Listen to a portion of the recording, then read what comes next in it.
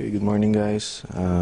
Turo ko sa inyo ngayon paano magpalit ng PIK sa LoadExtreme account natin. Okay, first, login po tayo sa ating account.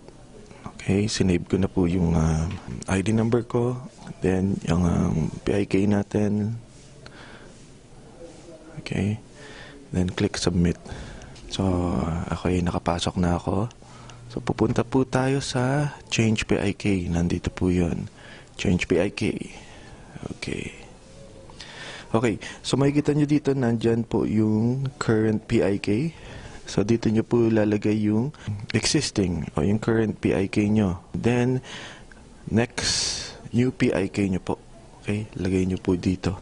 Okay, new PIK. Okay. And, confirm PIK. Okay. No?